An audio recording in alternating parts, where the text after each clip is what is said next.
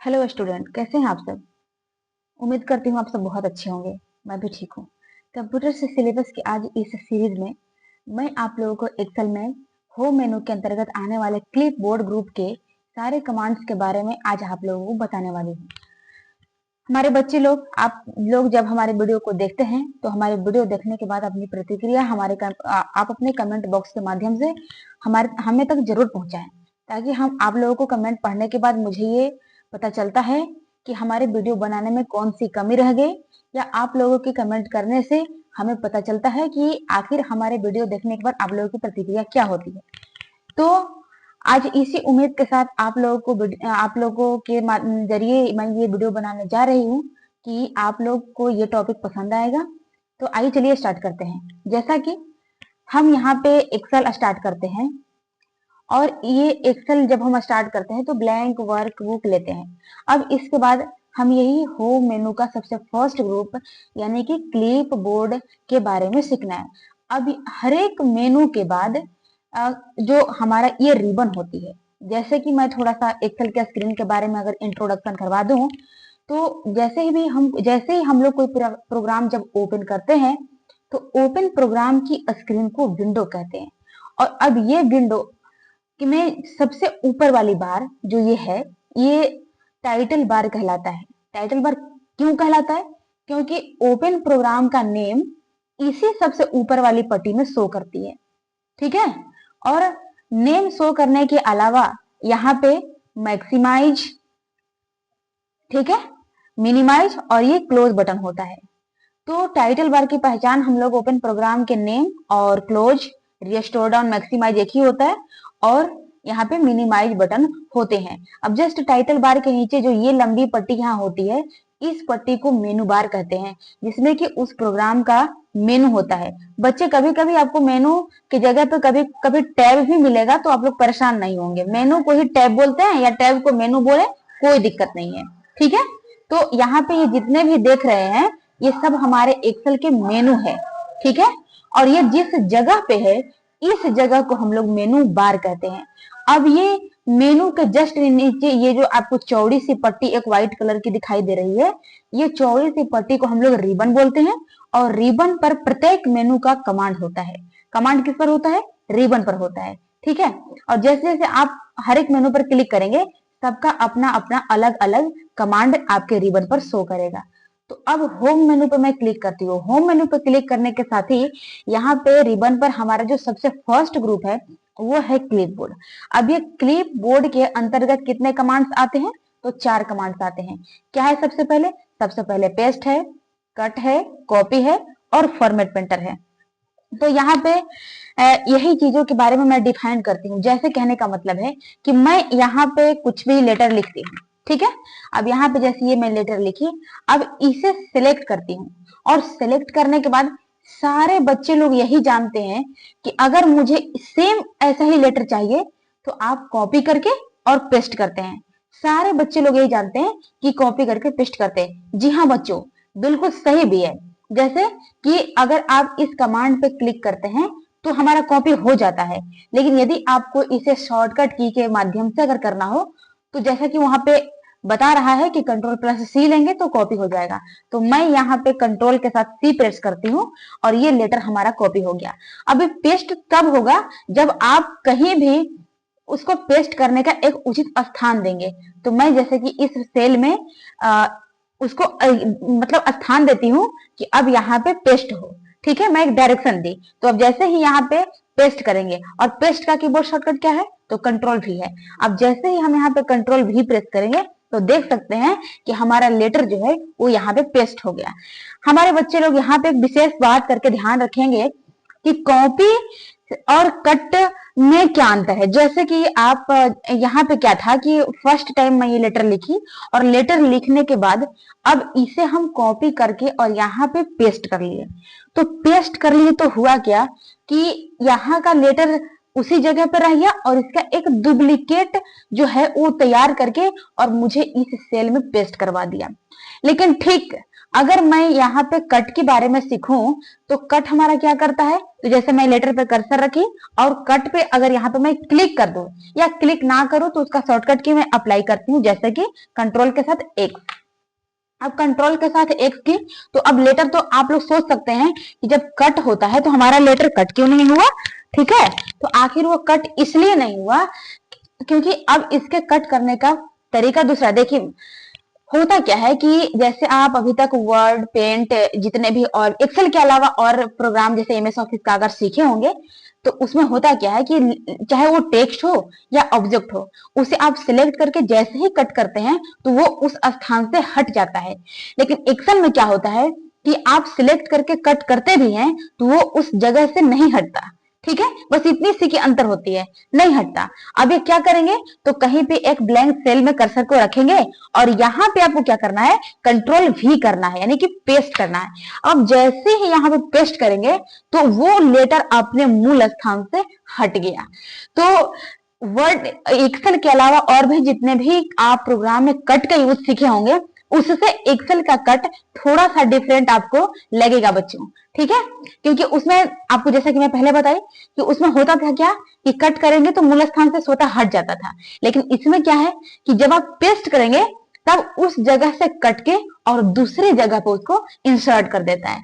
ठीक है, तो अब यहाँ पे मैं चलिए सीखते हैं कि अब तो मतलब ऐसा फाइंड कर सकते हैं आप लोग कि कॉपी में क्या अंतर है और कट में क्या अंतर है और पेस्ट क्या है। तो अब जैसा कि मैं आप लोगों को बता दूं कि क्या हम लिखे लेटर और क्या पेस्ट किए, तो इन सब की कोई ना कोई तो एक रिकॉर्ड होनी चाहिए ना। तो अब ये हमारा ये क्लिप बोर्ड का जो ये हमारा एरो होता है, इस एरो पे क्लिक करते हैं। अब जैसे ही हम ये एरो पर क्लिक करते हैं तो आप देख सकते हैं कि हमारा यहाँ पे वो ऑप्शन आ जाता है, जैसे कि हम जो भी यहाँ से पेस्ट करो। अब मान लेते हैं कि यहाँ पे कॉपी किए और जस्ट यहाँ पे आके पेस्ट किए। अब जैसे ही पेस्ट करते हैं तो आप देख सकते हैं कि क्लिप बोर्ड उस चीज का रिकॉर्ड रखता है, यानी आप कितना पेस्ट कर रहे हैं, क्या कर रहे हैं, वो सब आपका रिकॉर्ड रखता है। अब जैसे कि मैं कोई यहाँ पे अपना नाम ही लिख देती हूँ। ठीक है, अब ये कुछ और लेटर है और ये उससे डिफरेंट हो गया। आप लोग के पहचान के लिए मैं ऐसा कर रही हूँ। अब इस पर क्लिक करके और कॉपी किए और जस्ट नीचे पेस्ट किए। अब यहाँ पे पेस्ट किए तो आप लोग ध्यान दीजिएगा कि एक हमारा ये लेटर और एक सुमन लेटर। ठीक है, तो हम लोग कितने वैसे वर्ड पे काम कर रहे थे, तो एक ये और एक ये, दो वर्ड पे काम कर रहे थे। तो हमारे पास क्लिप बोर्ड के जो लिस्ट है उसमें रिकॉर्ड कितने लेटर है, दो लेटर है। अब कहने का मतलब है कि अगर आप दोनों लेटर को एक साथ पेस्ट कराना चाहते हैं तो आपको सिंपली क्या करना है कि जहां यदि आप पेस्ट कराने के लिए सोच रहे हैं वहां पे कर्सर को रख देंगे और पेस्ट ऑल पे क्लियर कर देंगे। अब जैसे आप पेस्ट ऑल पे क्लियर करेंगे तो वो क्लिप बोर्ड के लिस्ट में स्टोर हुआ जो हमारा लेटर है, जो हमारा वर्ड है, वो आपके सीट पर पेस्ट हो जाता है। ठीक है, यदि आप कोई दूसरा भी लेटर लिख करके यहाँ पे और इसे भी आप कंट्रोल सी करके और यहाँ कंट्रोल भी करते हैं तो इसका भी रिकॉर्ड वहां चला गया। अब जैसे कहने का मतलब है, अब मान लेते हैं कि फिर से तीनों को करना चाहते हैं तो पेस्ट ऑल पे क्लिक करेंगे तो तीनों का तीनों हो गया। ठीक है बच्चों, अगर आप यहाँ पे क्लियर ऑल कर देंगे तो आपका जितना भी रिकॉर्ड्स है यहाँ पे वो सब के सब क्लियर हो जाएगा। एक बात और ध्यान रखिएगा, अब जैसे कि यहाँ पे कट, कॉपी, पेस्ट तीनों के बारे में तो मैं आप लोगों को फाइंड कर दी। अब एक बचा है हमारा फॉर्मेट पेंटर, तो उसके लिए मुझे एक डेटा चाहिए जो कि मैं आप लोगों को दिखा रही हूँ, जो मैंने सेव करके रखा है। अब जैसे कि ये हमारा डेटा आ गया, अब इस डेटा में मैं अपने तरीके से कुछ यहाँ पे डिजाइन कर लेती हूँ, कुछ भी कर लेती हूँ। ठीक है, अब यहाँ पे मान लेते हैं कितना सिलेक्ट किए और इसको अलग से ये कलर दे करके और इसका फॉन्ट कलर जो है वो मैं येलो कर देती हूँ। ठीक है, अब यहाँ पे हम कलर सिलेक्ट किए, डेटा सिलेक्ट किए और यहाँ से ब्लू कलर लेके और यहाँ से इसका फॉन्ट का कलर हम दूसरा ले लेते हैं। ठीक है, अब उसी तरह से इसको सिलेक्ट किए और यहाँ पे इसका फॉन्ट का स्टाइल हम यहाँ से चेंज कर देते हैं। ठीक है, मैं ये वाला ले लेती हूँ ताकि आप लोगों को पहचान में आए। ठीक है, और अब यहाँ से इसका जो है इटालिक लेटर कर देती हूँ। अब आप देख सकते हैं जैसे कि अब मान लेते हैं कि हमने जो ये डेटा का फॉर्मेट डिजाइन किया हुआ है वो कोई और आपके दोस्त लोग होंगे या कोई और साथी होगा जो ये बोलता है कि भाई आपके डेटा का जो फॉर्मेट है वो हमें बहुत अच्छा लगता है। आप क्या करो कि इसी डेटा के फॉर्मेट पर मुझे भी एक डेटा क्रिएट कर दें। तो आप ऐसा नहीं करेंगे कि आप पहले उस डेटा को क्रिएट करेंगे, फिर उसको देख देख के कि इसमें कौन सा कलर लिया गया है तो आप उसको कलर करने लगेंगे। बिल्कुल नहीं, इसके लिए एकदम शॉर्ट तरीका। जैसे देखिए, मैं आप लोगों को बता दूं, अब यहाँ पे करना क्या है कि जैसे यहाँ पे ये जो डेटा है, आपको यहाँ पे समझने के लिए मैं एक न्यू शीट क्रिएट करती हूँ। जैसे देखिए, अगर आप ये प्लस वाले सिंबल पर अगर क्लिक करते हैं तो आपको यहाँ से न्यू शीट आ जाएगा। ठीक है, जैसे शीट नंबर 3 यहाँ पे आ गया। यदि आप नया शीट लेना चाहते हैं तो आप शिफ्ट के साथ F11 प्रेस कर देंगे, आपका न्यू शीट क्रिएट हो जाएगा। तो अब 1 पे चलते हैं और यहाँ पे आने के बाद आपको करना क्या है, बस मैं जो समझा रही हूँ उसको अच्छे से समझेंगे कि यहाँ पे कर्सर रख के, और यदि आप कंट्रोल ए करके, ठीक है, सिलेक्ट करना बहुत, कोई भी काम करने के लिए इससे पहले टेक्स्ट या ऑब्जेक्ट हो उसको सिलेक्ट करना जरूरी होता है। अब इसे सिलेक्ट किए, सिलेक्ट करने के बाद यदि आप कंट्रोल सी करते हैं, यदि आप चाहते हैं कि मैं इसको फॉर्मेट को ऐसे करके कंट्रोल सी के टू कॉपी से तो कुछ भी चला जाता है, नो नो नो नो। अब इसको यहाँ पे करने के बाद आपको शीट नंबर 3 पे जाना है और यहाँ पे जैसे आप भी करते हैं ना, तो आप देख सकते हैं कि आपके फॉर्मेट के साथ साथ आपका कंटेंट भी चला आया। तो क्या इस तरह से आप अपने दोस्त का डेटा तैयार कर सकते हैं? बिल्कुल नहीं। तो आइए चलते हैं, अब इस ट्रिक्स को सीखते हैं। अब इस शीट नंबर 1 पे चलते हैं और अब हमें तो केवल यहाँ पे फॉर्मेटिंग को कॉपी करना है, फॉर्मेट मेरा और डाटा मेरे दोस्त का। ठीक है, तो अब इस पे क्लिक करने के बाद कंट्रोल ए करते हैं और अब यहाँ पे होता है भाई हमारा फॉर्मेट पेंटर। अब जैसा कि मैं आपको बता दूं, ये फॉर्मेट पेंटर का keyboard shortcut control plus shift plus C होता है। ठीक है, उससे भी अप्लाई कर सकते हैं और नहीं तो कमांड पे क्लिक करके भी कर सकते हैं। तो मैं यहाँ पे कमांड, ये जो कमांड दिया हुआ है इस पर क्लिक कर देती हूँ। अब यहाँ पे जैसे ही क्लिक की तो हमारा कंटेंट कॉपी नहीं होगा, हमारा फॉर्मेट कॉपी होगा। अब जैसे ही फॉर्मेट कॉपी हुआ, मैं शीट नंबर 3 पे आती हूँ और यहाँ पे कहीं भी कर्सर से क्लिक कर देती है। अब देख सकते हैं कि हमारा ओनली फॉर फॉर्मेट आ गया। अब इसमें आपके दोस्त मनचाहा डेटा एंट्री कर सकते हैं। ठीक है, अब मान लेते हैं कि ये वाली में इटैलिक लेटर था, इटैलिक आ गया। अगर आपको लगे कि देखिए जैसा आप वहां पे फॉर्मेटिंग किया हुआ था, आपका यहाँ पे लेटर दिखाना स्टार्ट हो गया। ना ही आपके दोस्त को फॉन्ट कलर करनी पड़ेगी और ना ही टेक्स्ट हाईलाइट कलर करना पड़ेगा। आपके फॉर्मेट पे आपके जो भी दोस्त लोग होंगे वो बहुत अच्छे तरीके से डेटा एंट्री करवा सकते हैं। ठीक है बच्चों, तो आप लोगों को ये टिप्स कैसा लगा? आप लोग अपना राय अपने कमेंट्स बॉक्स के माध्यम से हम तक जरूर पहुंचाए। हाँ, एक बात और, अब मान लेते हैं कि आप यहाँ पे फॉर्मेट अप्लाई कर देते हैं, लेकिन फॉर्मेट को क्लियर कैसे करेंगे? तो ऐसे, ठीक है, डेटा को भी सिलेक्ट करके कर सकते हैं।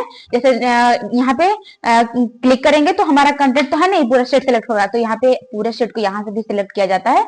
जो यहाँ पे बना हुआ है ए और 1 के बीच में जो ये सिंबल है, इससे भी पूरा शीट सिलेक्ट होता है। लेकिन अगर आपका मन है इधर से करो तो ब्लैंक सेल में कर्सर रख के कंट्रोल ए, और जैसा कि फॉर्मेट में यहाँ पे ये होम मेनू में यहाँ पे क्लियर का ऑप्शन है, क्लियर करेंगे और क्लियर फॉर्मेट कर देंगे। ठीक है, अब मान लेते हैं कि यहाँ से आपको कंटेंट भी गायब कर देना है, तो फिर से यहाँ पे पूरे शीट को सिलेक्ट कीजिए और क्लियर में जाइए और यहाँ पे क्लियर कंटेंट कर दीजिए, तो लेटर हमारा गायब हो गया। अब जैसे 1 पे आते हैं, अब मैं चाहती हूँ कि यहाँ से भी फॉर्मेट को गायब कर दूं। कंटेंट तो भाई रहना यहाँ का जरूरी है क्योंकि डेटा तो किसी और का पर्सनल डेटा है, वो रहेगा, लेकिन मैं फॉर्मेट को डिलीट कर दूं तो फिर से उसी तरह से सिलेक्ट करेंगे और क्लियर में जाएंगे और क्लियर फॉर्मेट कर देंगे।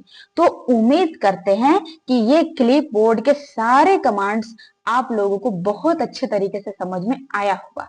और मैं बार बार आप लोगों से ये बात कहती हूँ कि अगर कुछ भी बात समझ में नहीं आए तो आप जरूर से जरूर मुझे कमेंट करें और पूछें कि आप जब इस टॉपिक को बताएं तो मुझे ये बातें समझ में नहीं आए। मैं हमेशा ये कोशिश करूंगी कि आपकी उस डाउट्स को रहने ही नहीं दें, सारे कंफ्यूजन को दूर कर दें। ठीक है, पढ़ने का मतलब यही होता है हमारे बच्चे लोग कि पढ़े ऐसा कि कंफ्यूजन और डाउट नाम का कोई चीज ही ना रहे। ठीक है, तो आगे आप लोग हमें कमेंट्स बॉक्स के माध्यम से भी बोल सकते हैं कि आप लोगों को और कौन से टॉपिक पर वीडियो चाहिए, और नहीं तो मैं तो टॉपिक वाइज बनाती ही हूँ। ठीक है, उम्मीद करती हूँ आप सबको बहुत अच्छा समझ में आया होगा। ठीक है बच्चों, आगे फिर और नेक्स्ट वीडियो के साथ मिलते हैं, तब तक के लिए धन्यवाद।